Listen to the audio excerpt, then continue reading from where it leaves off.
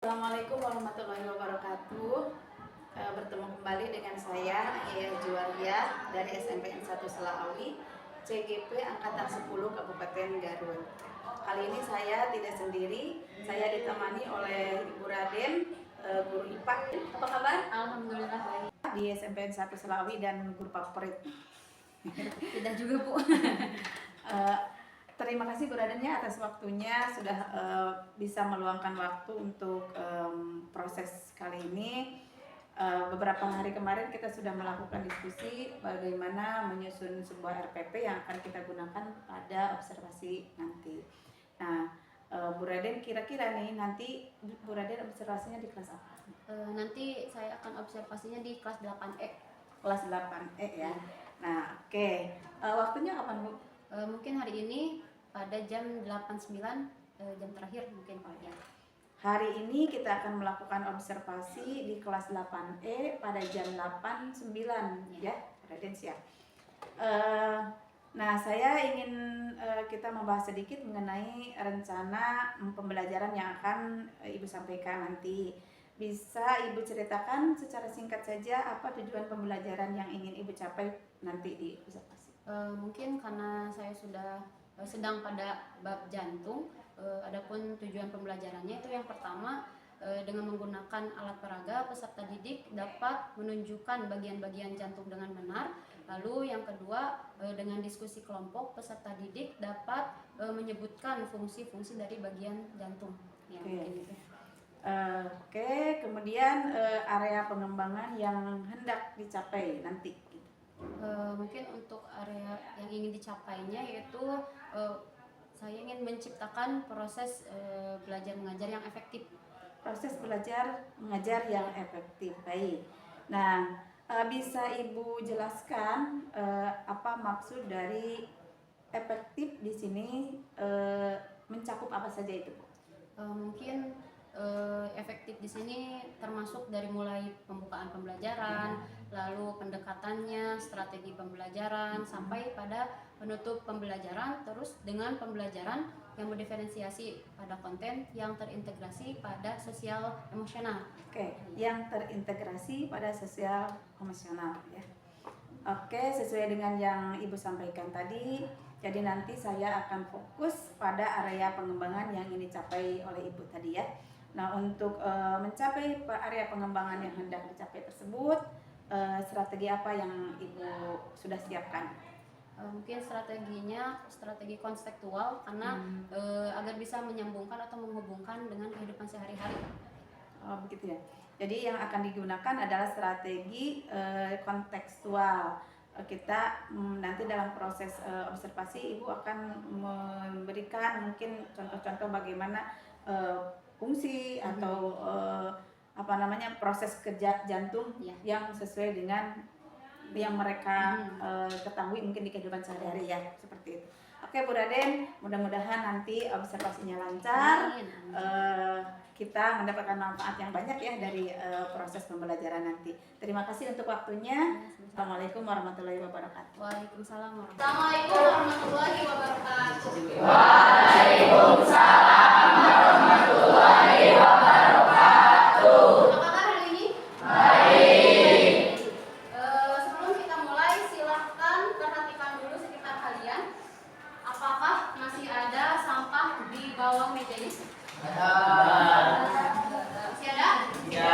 Sudah bersih. Sekarang perhatikan teman yang ada di pinggir kalian. Perhatikan. Rapikan bajunya. Lihat dasinya, lihat bulunya, lihat bajunya. Sudah? Sudah. Sekarang silakan persiapkan bukunya dan alat tulisnya. Sudah siap?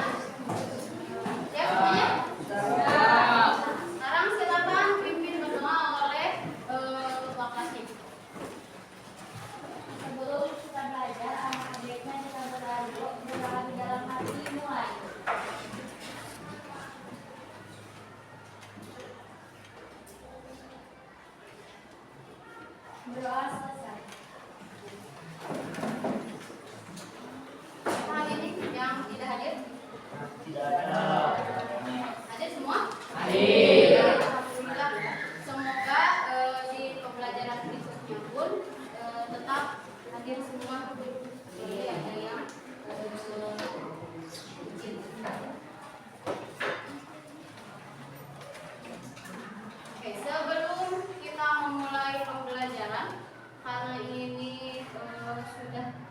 jam terakhir, biasanya kita kalau udah jam terakhir suka ngantuk, ya kan? Suka ngantuk. Nah sekarang kita membakar dulu semangatnya. Masih ingat tepuk pagi siang malam? Masih? Kalau pagi berapa kali? 1, Kalau siang? 2, Kalau malam? 3, Kalau malam? Merem. Ya? Oke. Pagi. Kurang kompak. Pagi. Siang. Pagi. Malam. Macam cuci muka. Sekali lagi. Pagi. Malam. Oke. Udah konsep semuanya? Oke. Nah sebelum kita mulai, sebelumnya Ibu ingin bertanya mengenai pembelajaran sebelumnya. Apakah masih ingat kita sebelumnya belajar tentang apa? Mengenai jantung. Apanya? ukuran, Ukurannya gimana ukuran? Besar kapalan? Lalu apa lagi bentuknya? Bentuknya? Seperti kerucut. Terus apa lagi? Belajar apa sebelumnya? Fungsinya. Apa fungsi jantung? Pompa darah. Selain itu? Memastikan sel-selnya mendapatkan suplai oksigen. Setelah fungsi, apa lagi yang kita pelajari? Penjelasannya. Apa isi dari penjelasannya sebelumnya? jantung dewasa berdetak 100.000 kali Jantung dewasa berdetak sebanyak 100.000 kali selama 1 hari. 1 hari. Terus Jantung orang dewasa bisa mengalirkan 14.000 bisa mengalirkan 14.000 liter darah minggu liter darah per hari. per hari. 14.000 liter darah per hari. Nah itu adalah yang kita bahas di sebelumnya. Nah untuk sekarang kita akan melanjutkan materi yang sebelumnya. Catatannya pada tujuan pembelajaran kita hari ini.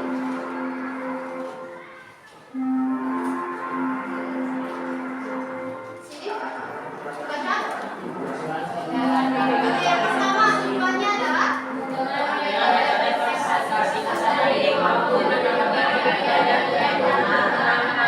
yang pertama dengan metode presentasi nanti peserta didik mampu menunjukkan bagian-bagian jantung dengan benar. Yang selanjutnya yang kedua.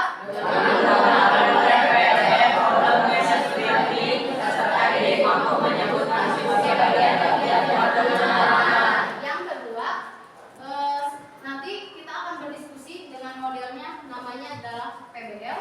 Peserta didik mampu menyebutkan fungsi-fungsi dari bagian-bagian jantung. Kan sebelumnya Ibu sudah mengenalkan bagian-bagian jantung. Nah, nanti kita akan menunjukkan di bagian mana saja dengan bantuan alat peraga ini. Ya. Terus nanti kalian harus bisa menyebutkan fungsi dari bagian-bagian tersebut.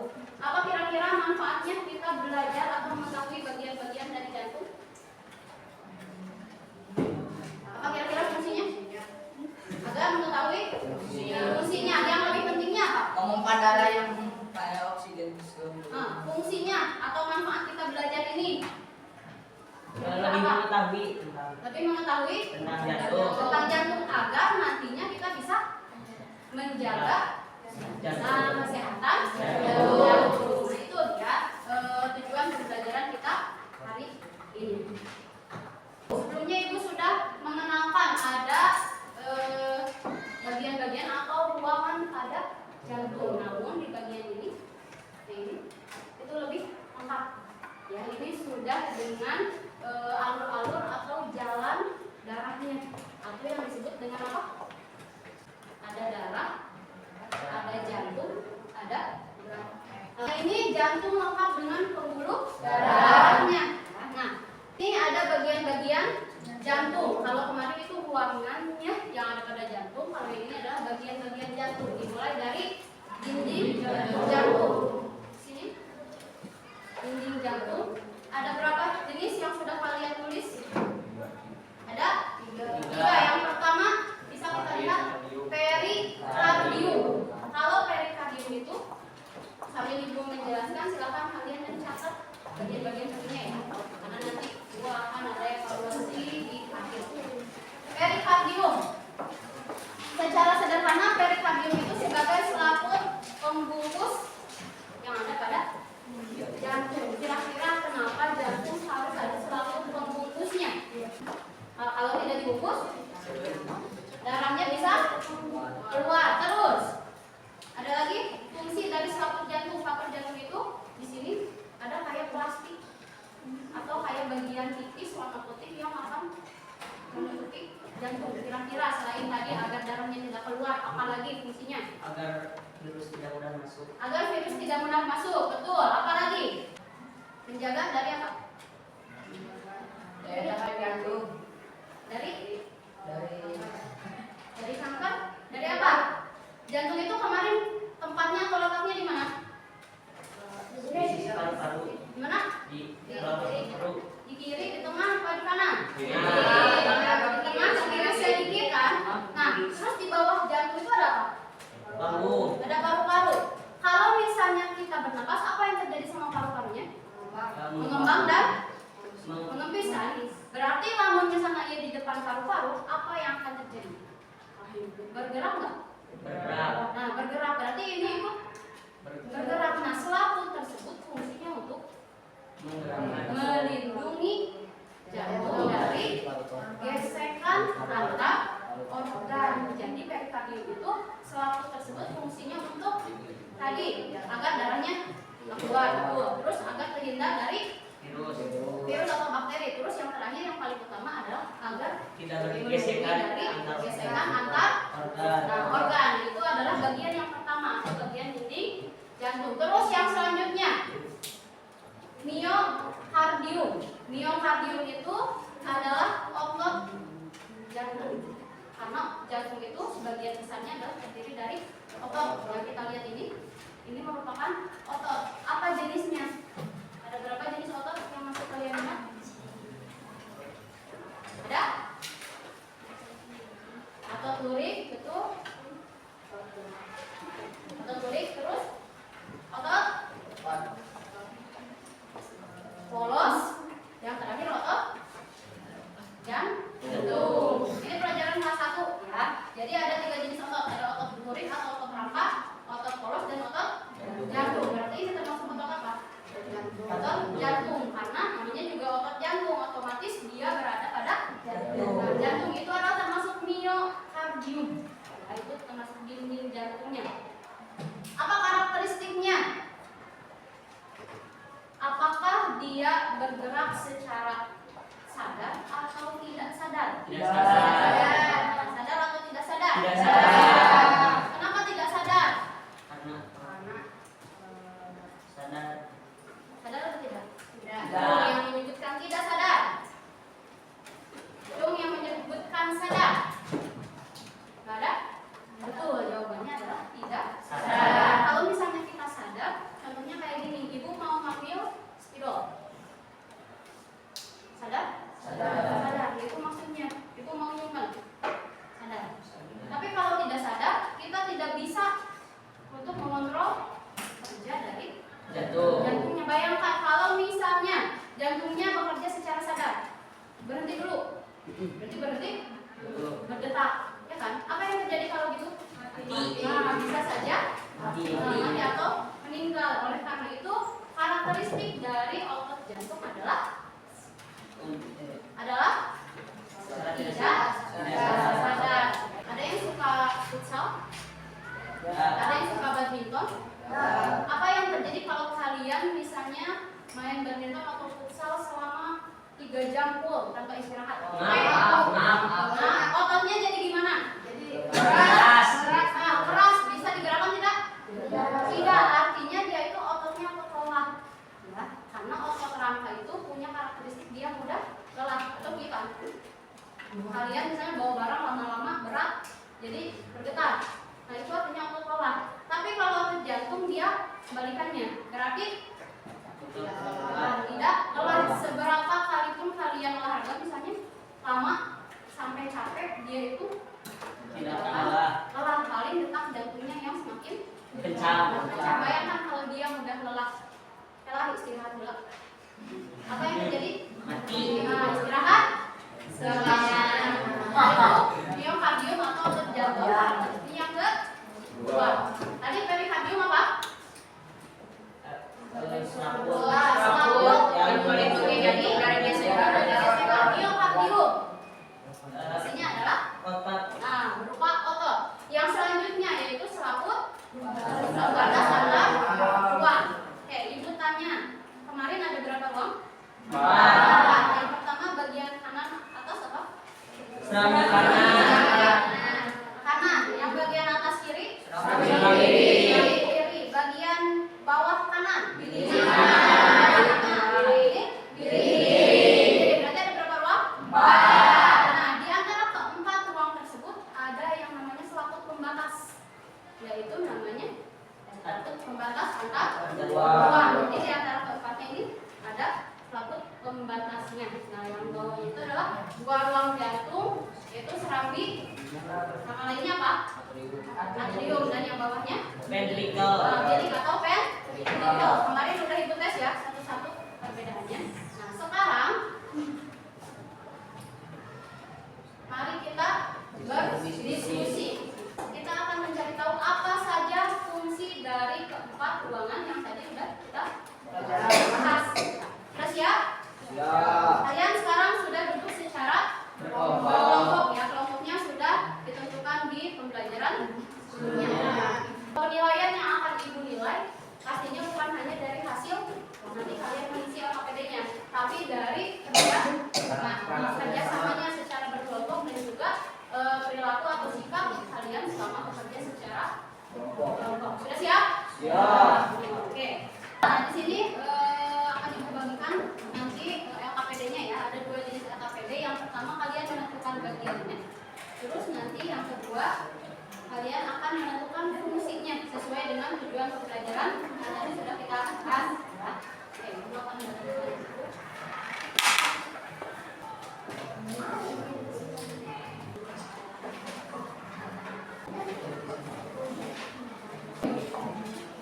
Nah, di sini ya, yang pertama kalian nanti sudah ada bagian-bagiannya. Kalian hanya menentukan di sini, tulis lagi dengan angka, terus ya hanya nomornya saja. Terus yang selanjutnya yang ini adalah lengkapilah setiap pernyataan berikut. Di sini mengandung fungsinya ya, dan bagian apakah titik-titik yang kosongnya. Kalian berkelompok, otomatis kalian harus bisa membagi pekerjaannya pada setiap anggota kelompoknya. Jadi jangan hanya dikerjakan oleh 1 atau 2 orang saja, karena nanti kan yang akan dinilai jangan lupa yaitu kerjasama antar kelompoknya. Waktu pengisiannya adalah 10 menit. Silahkan kalian isi dengan bantuan tadi buku yang sudah dibagikan. Siap? Ya, silahkan mulai untuk berdiskusi.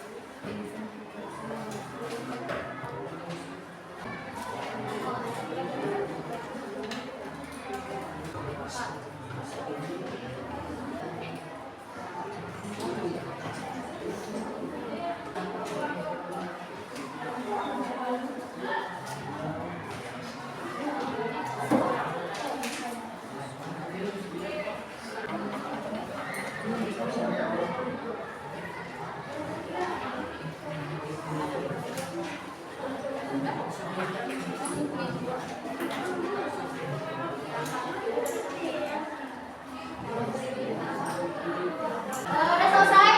Nah, siapa kelompok yang sudah siap untuk maju ke depan? Kelompok satu dulu. Kelompok dua udah? Belum. Oke, kita yang sudah siap dulu aja ya. Silakan untuk kelompok satu untuk maju ke depan. Jadi nanti untuk anggotanya silakan bagi dua.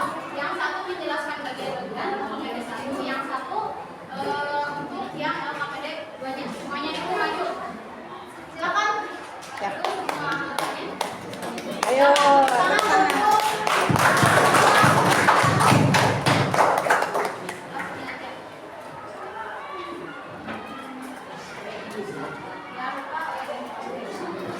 untuk yang lainnya perhatikan, nanti kita akan diskusi bila mana ada jawaban yang tidak sama. Silakan. Assalamualaikum warahmatullahi wabarakatuh. Waalaikumsalam warahmatullahi wabarakatuh.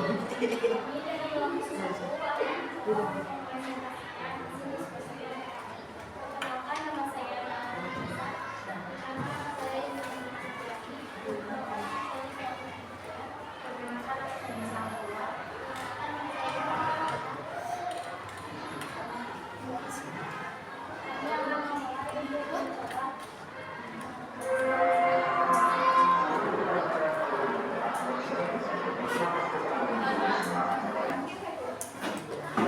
bagian jantung yang berfungsi menampung darah dari paru-paru. Serangan ini, darah yang ditampung menyingkayangkan oksigen dan karbon dioksida.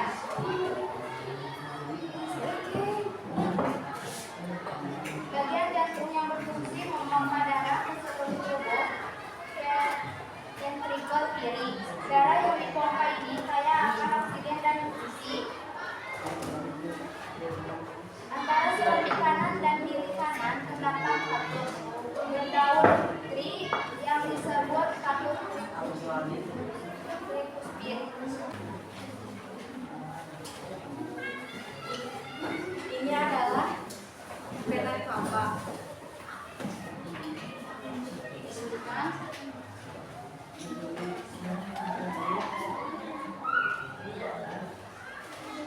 Dikatasin. Nah, terus apa lagi? Apa lagi bagiannya? Setelah pena cava.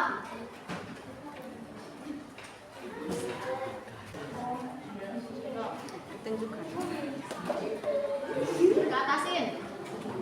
Nah, ventrikel kanan. Yang mana ventrikel kanan? Atau serambi kanan? Sesuai aja, sesuai yang kamu ketahui. Sana. Yang mana? Ini adalah serambi kanan. Terus? Dan ini serambi kiri. Terus? Dan ini kiri kanan. Kiri. Yang tadi adalah vena. Kalau yang ini adalah aorta. Ada lagi bagian yang mau disampaikan? Udah.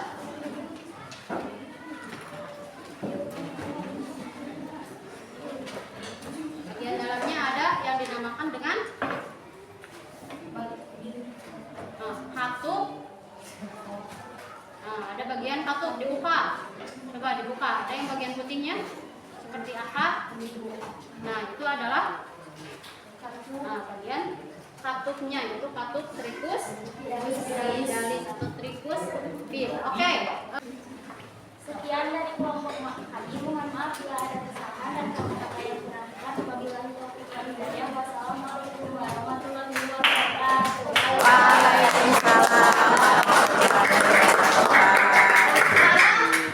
Dulu ya. Sekarang kita akan samakan terlebih dahulu jawabannya. Ya. Nomor 1 tadi ada harusnya apa? Ventricle. Bagian jantung yang berfungsi menampung darah dari paru-paru itu harusnya adalah serambi kiri. Darah yang ditampung ini kaya akan apa? Oksigen aja. Terus bagian jantung yang berfungsi memompa darah ke seluruh tubuh disebut dengan ventricle kiri. Jawabannya ventricle kiri. Yang lain? Sama? Sama. Darah yang dipompa ini kaya akan oksigen dan nutrisi. Oke, nah itu adalah jawabannya ya. Silakan kembali untuk kelompok 1, tepuk tangan sekali lagi. Nah, itu adalah hasil presentasi dari setiap kelompok. Ya, kita sudah melakukan diskusi tadi. Nanti dikumpulkan hasil lembar kerjanya. Nah, untuk hari ini berarti kita sudah belajar mengenai apa saja? Bagian-bagian jantung, lalu fungsi dari bagian-bagian jantung. Oke, bagaimana pembelajaran hari ini? Baik. Tunjukkan jempolnya. Yang ini menyenangkan, ini biasa saja, ini ngantuk. 1, 2, 3. Oke, tepuk tangan untuk kelas. Informasi untuk pembelajaran berikutnya, yaitu kita akan membahas tentang pembuluh darah, ya, bagian-bagian dari pembuluh darah jenisnya. Nah, untuk evaluasi untuk hari ini, silakan buka buku paket halaman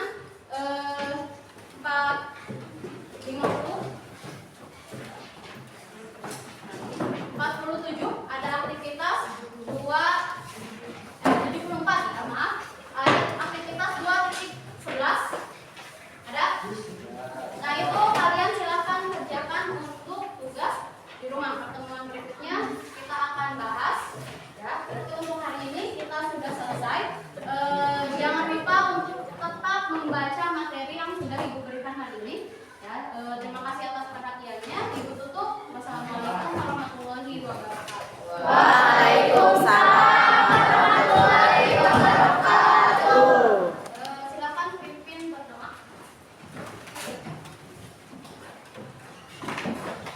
Sebelum kita pulang, kita harus berdoa dulu. Berdoa di dalam hati, mulai.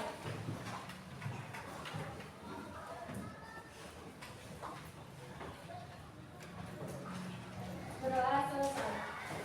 Siap berdiri mengucapkan salam.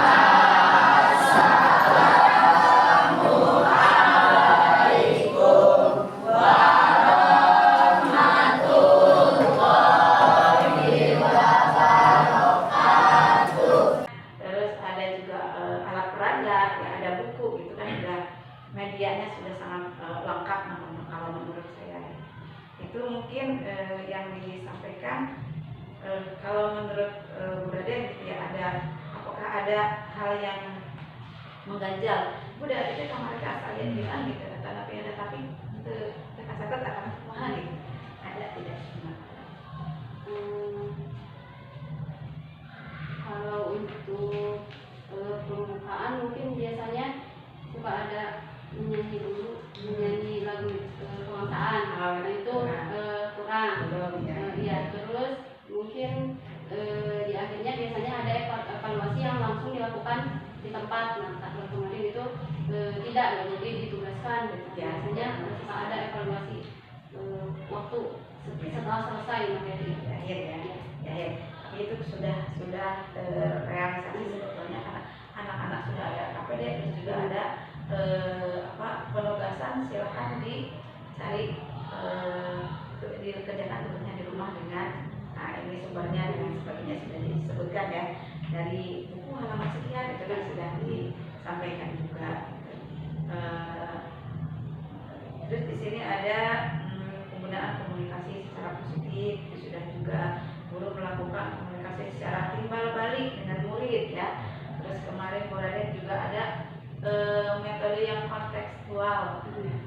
Jadi ada kejadian-kejadian di anak yang dikaitkan dengan materi gitu ya pada saat observasi kemarin. Menurut saya sudah sangat bagus ya. Cuma mungkin dari sisi penyampai aja atau dari sisi pribadi Bu Raden aja udah merasa kekurangan ternyata gitu ya. Nah kalau begitu kan berarti kita sendiri Bu Raden sendiri sudah tahu kekurangan ada itu sudah mengevaluasi secara sendiri ya. Jadi udah ada refleksi sebetulnya dari diri sendiri kalau melihat yang kemarin hasilnya seperti ini, kurang-kurangnya dikit, berarti insya Allah ke depannya mah akan diperbaiki gitu ya. Seperti itu mungkin. Nah, dan menurut catatan saya, Bu Raden telah menyampaikan tujuan pembelajaran sesuai dengan RPP yang telah dibuat, sudah sesuai. Bu Raden juga telah menyampaikan strategi pembelajaran yang dimaksud dalam RPP dengan baik dan matang sehingga area pengembangan yang dikehendaki dapat tercapai dengan baik. Kemarin anak-anak juga orangnya sudah pulang Pak, mereka masih ada di kelas. Tapi alhamdulillah tergaduh gitu ya. Tapi biasanya kan gitu. Yang lain alhamdulillah seperti itu.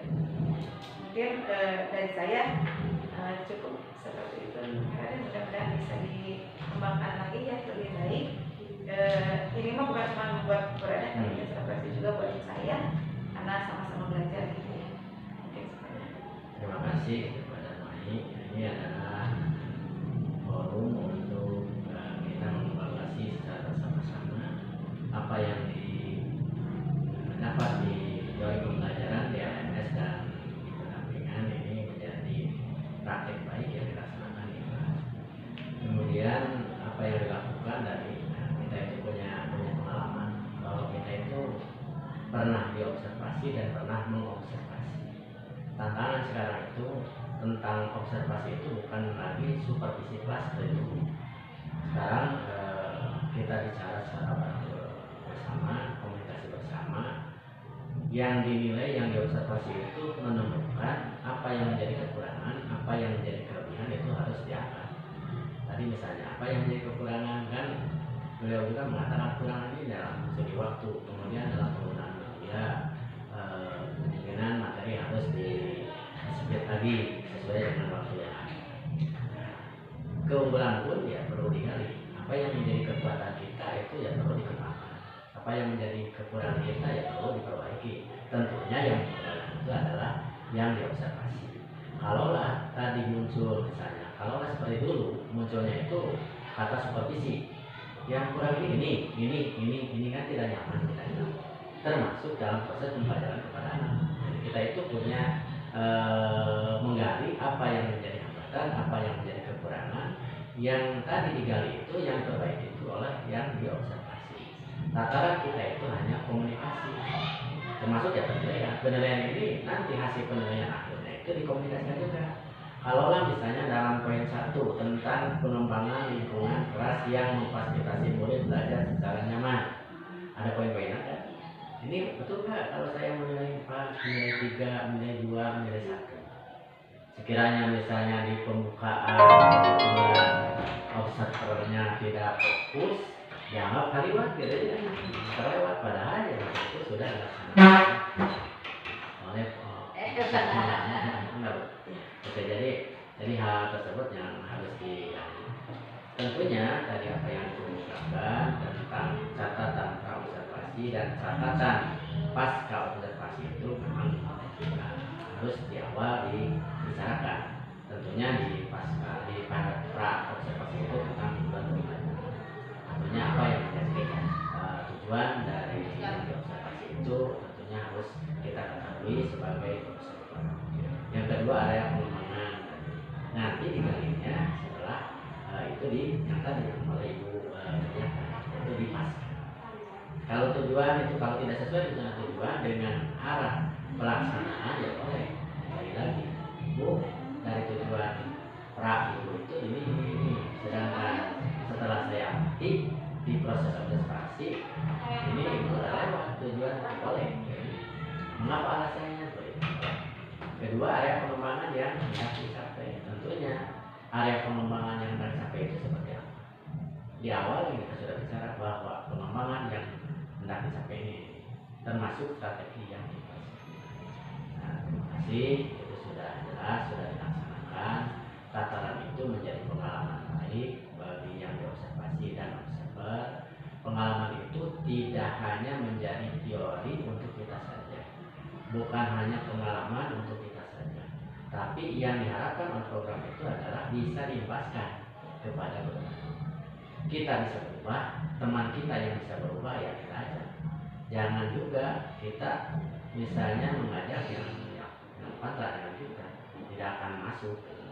Perubahan itu bukan semuanya masih, tapi perubahan itu mulai dari kita kepada teman kita, dan nantinya kalau sudah masif ya itu yang diharapkan. Jadi bukan lembaga SMP 1 Selawi yang ingin dirubah secara signifikan, secara instan, tapi nantilah proses yang akan bicara bahwa kita itu sebagai CDP beda dengan yang lain.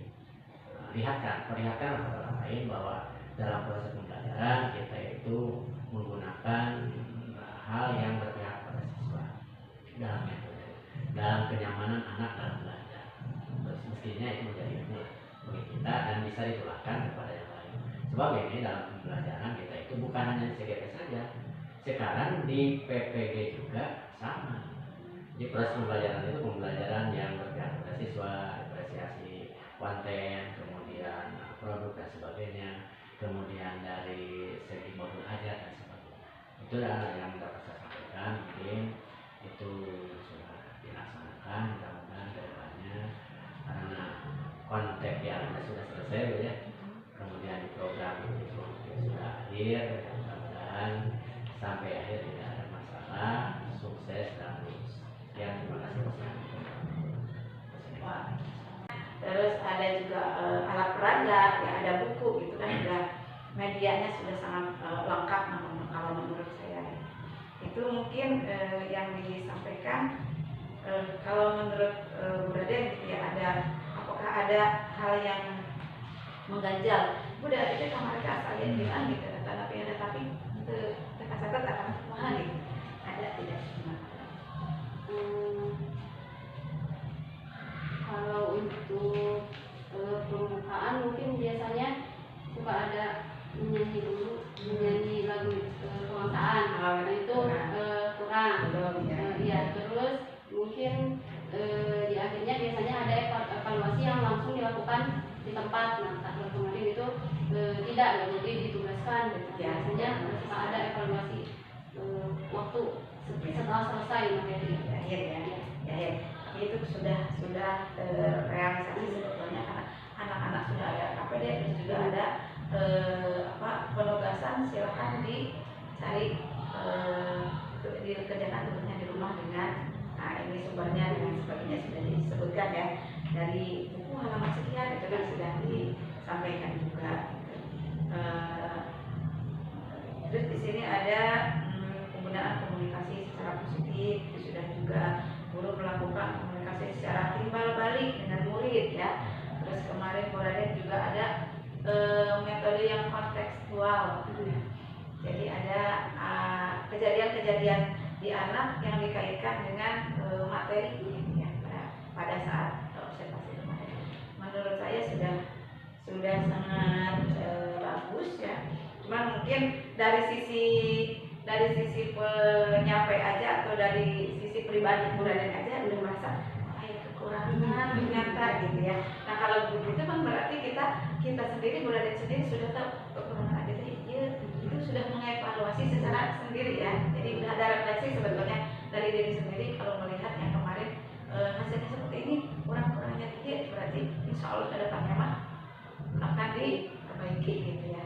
Seperti itu mungkin. Nah, dan menurut catatan saya, Bu Raden telah menyampaikan tujuan pembelajaran sesuai dengan RPP yang telah dibuat, sudah sesuai. Bu Raden juga telah menyampaikan strategi pembelajaran yang dimaksud dalam SPP dengan baik dan matang sehingga area pengembangan yang dikehendaki dapat tercapai dengan baik. Kemarin anak-anak juga orangnya sudah pulang Pak, mereka masih ada di kelas. Tapi alhamdulillah tergaduh gitu ya, tapi biasanya kan gitu. Yang ini alhamdulillah seperti itu. Mungkin dari saya cukup seperti itu. Mudah-mudahan bisa dikembangkan lagi ya lebih baik. Ini mah bukan cuma buat berada, tapi observasi juga buat saya karena sama-sama belajar gitu ya. Mungkin seperti itu. Terima kasih kepada Mai. Ini adalah forum untuk kita mengevaluasi secara bersama-sama apa yang didapat di teori pembelajaran di LMS dan di pendampingan ini menjadi praktik baik yang dilaksanakan di kelas. Kemudian apa yang dilakukan dari kita itu punya pengalaman bahwa kita itu pernah diobservasi dan pernah mengobservasi. Tantangan sekarang itu tentang observasi itu bukan lagi supervisi kelas seperti dulu. Sekarang kita bicara secara bersama, komunikasi bersama. Yang dinilai, yang diobservasi itu menemukan apa yang menjadi kekurangan, apa yang menjadi kelebihan itu harus diangkat. Tadi misalnya apa yang menjadi kekurangan kan beliau juga mengatakan kekurangan ini dalam segi waktu, kemudian dalam penggunaan media, kemungkinan materi harus di-split lagi sesuai dengan waktu yang ada. Keunggulan pun ya perlu digali. Apa yang menjadi kekuatan kita itu ya perlu dikembangkan. Apa yang menjadi kekurangan kita ya perlu diperbaiki. Tentunya yang kekurangan itu adalah yang diobservasi. Kalaulah tadi muncul misalnya, kalaulah seperti dulu munculnya itu kata supervisi, yang kurang ini kan tidak nyaman kita itu. Termasuk dalam proses pembelajaran kepada anak. Jadi kita itu punya menggali apa yang menjadi hambatan, apa yang menjadi kekurangan. Yang tadi digali itu yang terbaik itu oleh yang diobservasi. Tataran kita itu hanya komunikasi, termasuk ya penilaian. Penilaian ini nanti hasil penilaian akhirnya itu dikomunikasikan juga. Kalaulah misalnya dalam poin 1 tentang pengembangan lingkungan kelas yang memfasilitasi murid belajar secara nyaman, ada poin-poin ada. Ini betul nggak kalau saya menilai 4, nilai 3, nilai 2, nilai 1? Sekiranya misalnya di pembukaan kebetulan observernya tidak fokus, dianggap kaliwat gitu ya, terlewat padahal yang itu sudah dilaksanakan oleh Oke, jadi hal tersebut yang harus digali. Tentunya tadi apa yang diungkapkan tentang catatan praobservasi dan catatan pasca observasi itu memang harus di awal dibicarakan. Tentunya di pasca di praobservasi itu tentang tujuan pembelajaran. Tentunya apa yang menjadi tujuan dari yang diobservasi itu tentunya harus kita ketahui sebagai observer. Yang kedua area pengembangan. Nanti digalinya setelah itu yang tadi oleh Ibu itu di pasca. Kalau tujuan itu kalau tidak sesuai dengan tujuan dengan arah pelaksanaan ya boleh kembali lagi. Bu, dari tujuan pra Ibu itu ini. Sedangkan setelah saya amati di proses observasi ini Ibu lewat tujuan boleh. Mengapa alasannya boleh? Kedua area pengembangan yang hendak dicapai. Tentunya area pengembangan yang hendak dicapai itu seperti apa? Di awal kita sudah bicara bahwa pengembangan yang hendak dicapai ini termasuk strategi yang dipakai. Nah, terima kasih, itu sudah jelas, sudah dilaksanakan. Tataran itu menjadi pengalaman baik bagi yang diobservasi dan observer. Pengalaman itu tidak hanya menjadi teori untuk kita saja, bukan hanya pengalaman untuk kita saja, tapi yang diharapkan oleh program itu adalah bisa diimbaskan kepada beberapa.